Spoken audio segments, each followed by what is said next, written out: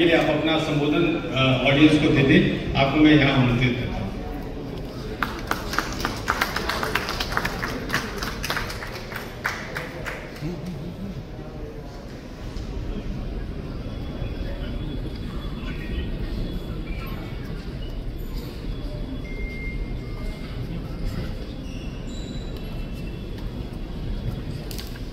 कायदे से अगर धुली जाए तो 2 मिनट में लुटिया भी नहीं धुल सकती, लेकिन मुकेश बहादुर भैया ने 2 मिनट का हमें समय दिया है। पहले हमको साड़ी पहन के आना था, क्योंकि इन्होंने जो हमको बुलाने का लेटर भेजा उसमें मिसेज अन्नू अवस्थी लिख के भेजा। हमारी गुड़िया कह रही थी इंडो अमेरिका का मामला है, साड़ी पहन के जाओ, ट्रंप भी आ सकते, पैंट शर्ट में हो सकता है सुरक्षा के लिहाज से तुमको अंदर ना घुसने दे। तो हमने हम रखे लिए जा रहे हैं, अगर ऐसा कुछ होगा तो बाहर खड़े के पहन लेंगे, लेकिन आराम से अंदर आने दिया गया। यहाँ सभी सम्मानित लोग बैठे हैं, उनके साथ हम खड़े हैं। बहुत अच्छा लग रहा। अभी सफेद अस्थाना भैया हमारे गुरु हैं और बार बार इन्होंने कहा कि फ्री में बिना लिफाफे के हमको बुला लिया। इनकी ये आदत सुन सुन के हमारी भी आदत पड़ गई। कहीं भी जाते थे लिफाफा मांगते थे। सुनील भैया एक बार हमको बांधा के कभी सम्मेलन में बुला लिया, एक विधायक ने, माफिया से पहली बार विधायक बना था। सर्वेश अस्थाना भाई ने सिखा दिया था लिफाफा मांगना। हमने पूरे कवि सम्मेलन के दौरान 8 बार उससे लिफाफा मांग दिया। हमने बार बार कहा लिफाफा दिखाओ, लिफाफा दिखाओ। उसने अपने चेलों से कहा कि जब ये कविता पढ़ ले, इसको लिफाफा ना दिखाओ, इसको बोरा उठाओ, इसको छत में लेके जाओ, इसको कल छोड़ना। उस दिन हमको लिफाफा की जगह बोरा मिला। हमने तभी सम्मेलन करना छोड़ दिया।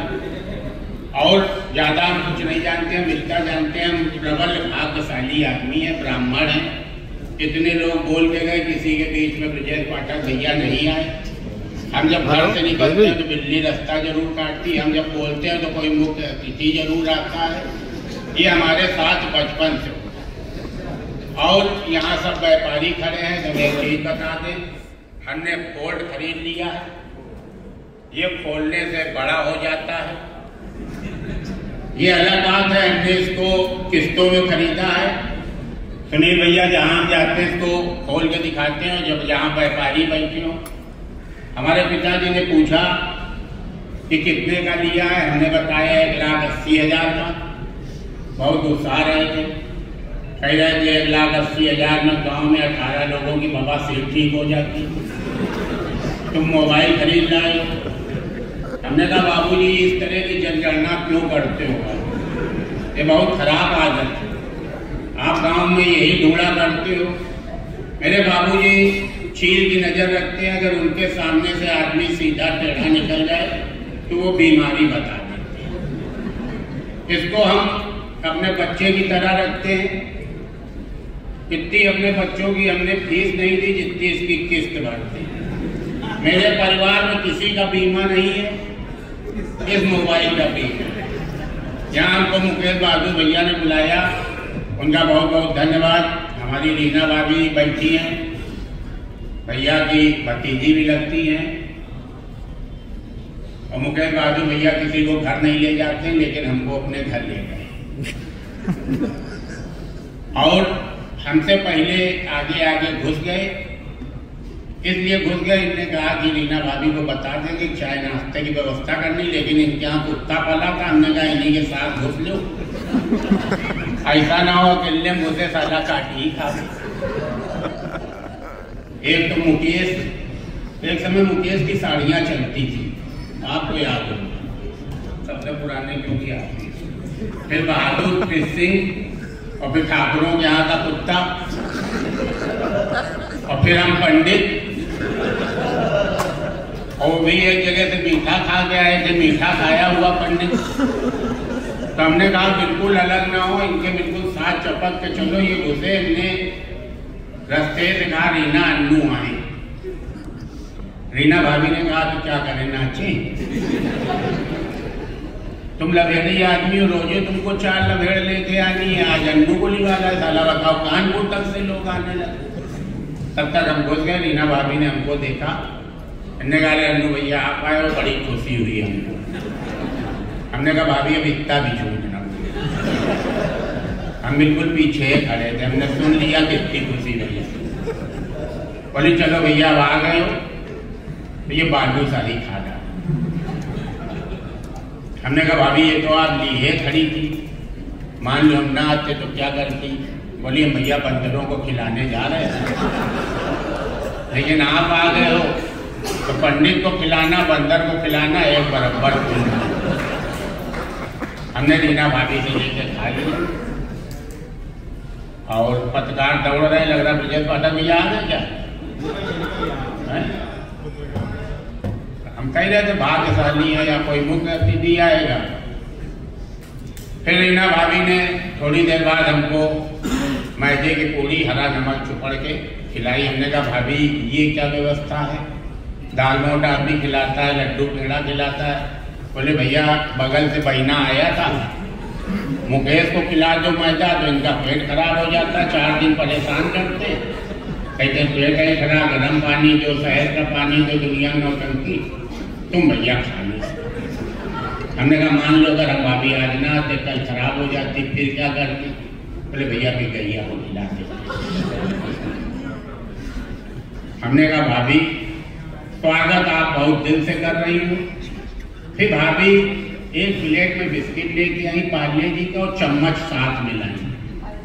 हमने कहा भाभी हम बड़े बड़े रईसों के यहाँ गए, लेकिन आपकी रईसी अलग तरह की है, बिस्किट चम्मच से खिला रही। ये तो बार बार हम दबाएंगे, उधर उधर गिरेगा, कटेगा नहीं। बोली भैया ये चम्मचे से खा पाओगे? 5-6 दिन पहले हमारे यहाँ दिनेश सिंह नाम के मंत्री आए, उनने महंगे महंगे सारे आइटम फेल दिए, बिस्किट रखे रहे तो सील गए, चपक गए, चम्मच से करो के खा लिया। हमने कहा अगर हम ना खाते तो भाभी क्या करती? बोली फिर इसको सुखाते और चींटियों को छुपाते। हमने कहा भाभी जितना स्वागत आपने किया है उतना स्वागत हमारी ससुराल में किसी ने नहीं किया। अब एक बार हम चाहते हैं मुकेश भैया को लेके मेरे घर आओ, हम भी स्वागत करना चाहते हैं। मुकेश भैया अत्यधिक सीधे हैं। हमने भाभी से कहा घर का बना खाओगी? घर का बना खिलाएंगे, और कुछ खाने मन होगा बाजार से मंगवा खिलाएंगे, बस एक बार चले। मुकेश भैया ने तुरंत कहा कि नहीं अन्नू भैया हम आपके यहाँ आएंगे, भाभी को परेशान न करना।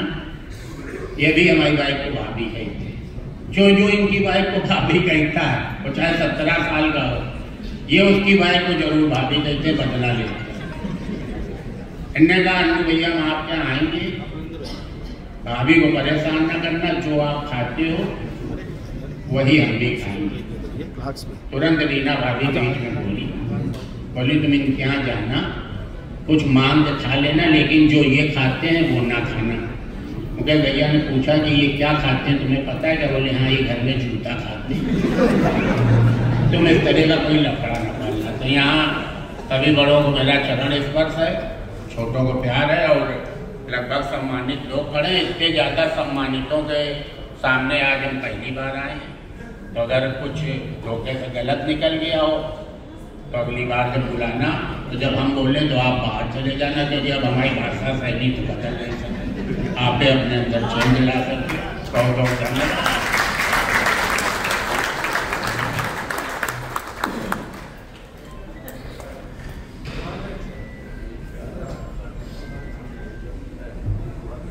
बहुत बहुत धन्यवाद अन्नू भाई। और हम अगले 10 मिनट में हम जो मुख्य कार्यक्रम है वो शुरू कर देंगे। उससे पहले मैं श्री